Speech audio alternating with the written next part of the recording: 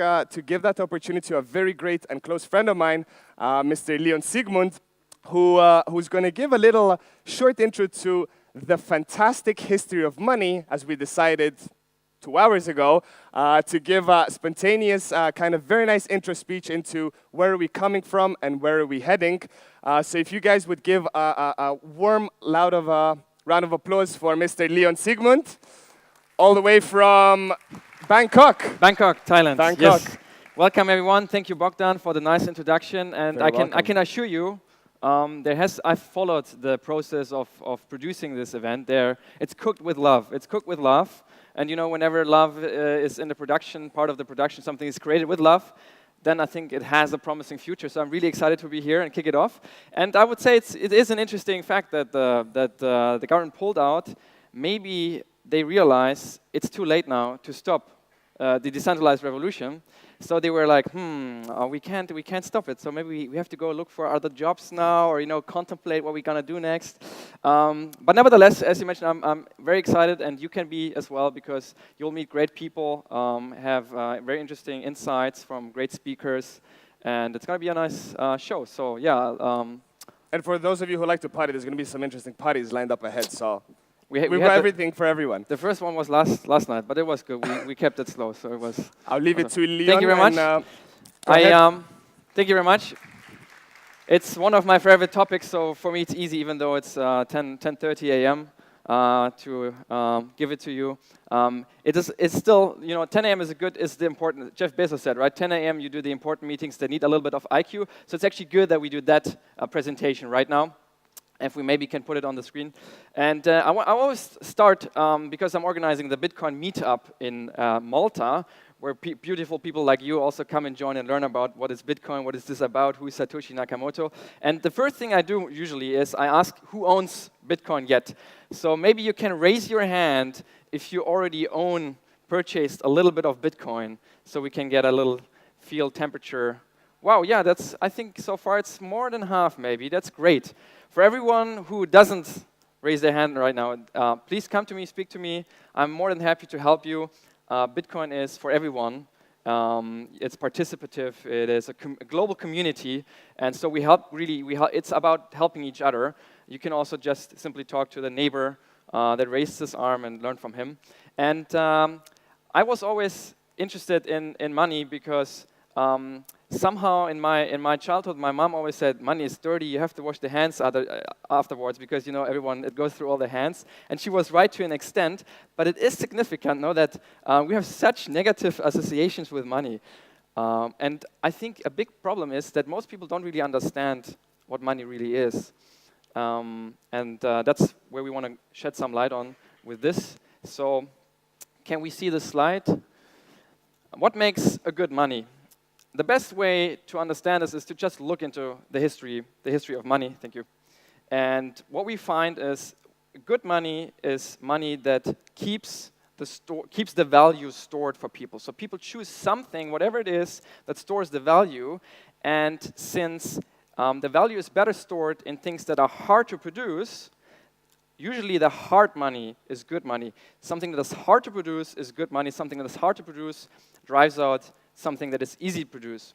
Why is that? Because if you go and store something in money and it is easy to produce, when everybody comes storing their value in that money, the demand will rise, the price, the value of that good will increase, and thus bringing a big incentive to produce more of that specific entity, right? So if it's easy to produce, everybody will produce more, and then there will be no use case as a store of value anymore, because the value will just crash down. And the money that we have right now is just checked today, global Bloomberg News, global debt of 244 trillion. I'm not sure if you can, humans have a big problem grasping large numbers. I think none of us understands this number really. But I think it's 3 times the global economy. So it's more debt than what we produce. And it's an interesting fact. So if we look back into what money naturally is, then we see that there are 4 steps for something to become money. And it starts with a collectible. So before you use something as money, you just collect it. The second step then is once you collect it, is a good store of value. That means at a later point you can exchange it and it still has the value. And so it becomes a medium of exchange. And ultimately, then it's finally money. It's a unit of account. So we have the prices in it and we really use it in daily trade. And one of the first ever money tokens was a Flintstone, perhaps. And maybe you can imagine, like when you were running in the Stone Age, hunting for meat in the morning or in the evening or whatever, then this was a good money. Why? Because it's very rare. It's a very scarce thing. You don't find it so easy every day. So you had to kind of, by chance, get one or search for it for a longer time, and then you got one. But it has awesome intrinsic value. Why? Because you can make fire with it, right? You can make fire with it, and so it's a great technology. It's a great asset. It has value and intrinsic, but also it's portable and it's a small form factor. So you can take it, travel, go to the next tribe, and when you're traveling, you don't have time to hunt, so also you're exhausted. So you exchange this token for meat, and there you have it. It's a collectible, it's a store of value, and it's a medium of exchange. And then over history, of course, what was good money? It was cattle, because it's hard to produce. It has been, that's an interesting story that you maybe encounter if you're in blockchain conferences, because blockchain people like to refer to this, because this is a limestone with a hole inside that we found on the island of Yap, which a researcher dedicated his life to find out what this is about, and what he found was that they used these big stones as money because they were also hard to produce, right? And you couldn't duplicate it so easy. Interesting fact, I think there was another story about this, that they actually had a public ledger because you can't transport it. So they knew, okay, John had one stone, but they couldn't move it, so they instead made a mark in the ledger, in the balance sheet, and they knew always they could refer to the stones. So it's basically the first appearance of a blockchain-like system.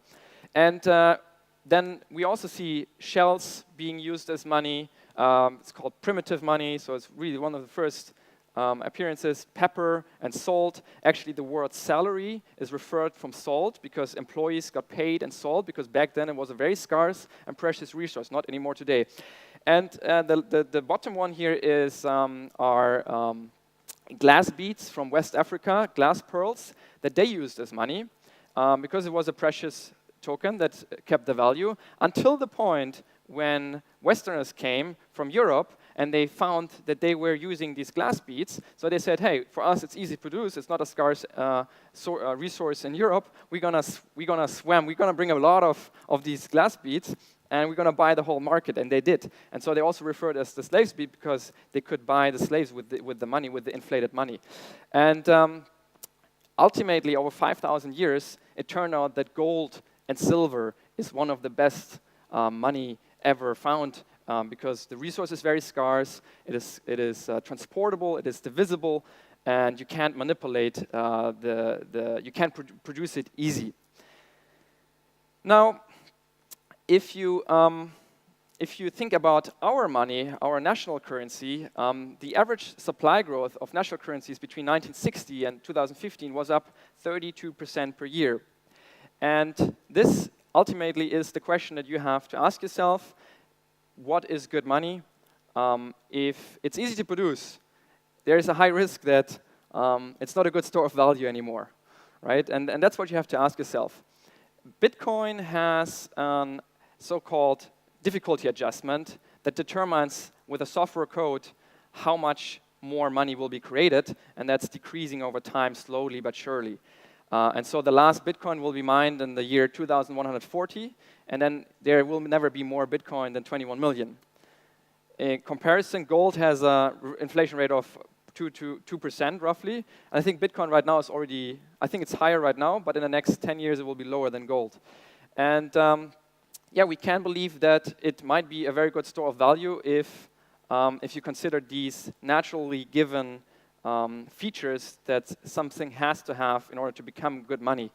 And this is the last chart that shows a prediction, basically, about the adoption curve of money.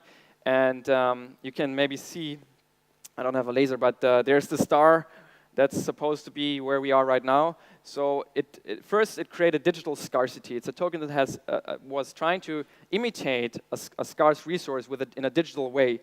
It is immutably, it is irreversible. The transactions are put in the blockchain and can't be changed anymore. And so people started using Bitcoin for fun when it didn't have a market price yet. They just thought, it's an interesting technology. Let's have some of these Bitcoins. Maybe it becomes something bigger in the future. And then it just turned out it is quite a powerful technology. It is truly censorship resistant. And then speculation brought more and more people into it, brought more people attracted, piqued interest. And now we are basically already, I would say, in the second phase, where now we go back for the first, where it is, this is the big question, right? Is it a good store of value? The price goes up and down. Some people hold Bitcoin for the very long term because they believe it's going to be a good store of value. And it's always relative when you got in, right? And it might be that at some point it becomes more reliable. The higher the market cap, the more people join the network. Of course, the harder it is to speculate and to change the price. So it might become a reliable store of value. And then it's just a next step until it's a widespread medium exchange, and finally a global money. And that's also what I want to give you before I'm finishing here. This is a very interesting chart, which is the so-called Hodel Wave. I don't know how many of you guys know what hodling stands for. You probably maybe heard of it.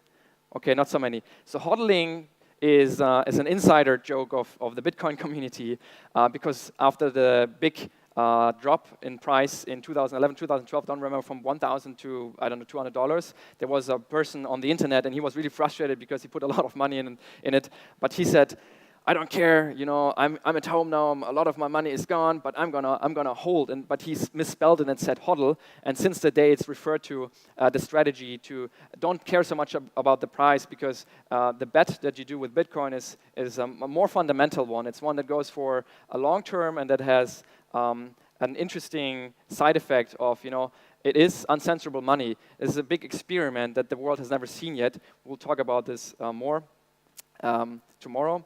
And so hodling is hold on for dear life. And what you can see on this chart here, the black one is the Bitcoin price. And if we are here in the red zone, the red color, this means those are Bitcoins that are transacted within a day, let's say, or 5 days. And the whole scope here, the y-axis, is how much of the whole supply of Bitcoin. So in the beginning, this is the beginning of Bitcoin. The red axis goes from top to down. That means all Bitcoins were transacted the next day. And then it dropped. So the more we get into the blue, those are Bitcoins that aren't transacted whatsoever for 5 years. And so what you can see coming here down is these blue layers. They basically show you that more and more of the total supply of Bitcoin is not moved anymore. Now, it could be because people lost their private keys, but it could also indicate and show and depict what's happening, that people see this as a good store of value and hold it for the long time. And now it's almost approaching 50%, and we're going to see what's happening in the next 10 years, that this might be even bigger, the blue line. And I think this is one of the most interesting charts in Bitcoin that shows that people believe Bitcoin might be the ultimate store of value, because the inflation rate, the supply, is not in the hand of a central banker or of a person, of an organization. Instead, it's put in a math code that is immutable, that is in code and cannot be changed anymore, which makes it risk-free of inflation. It's not printable money. It has amazing features. And yeah, that's so far a little introduction into what money is, how it evolved naturally from the market. And you can make up your own mind about what a good money might be and what a bad money might be, and if Bitcoin might be a good money.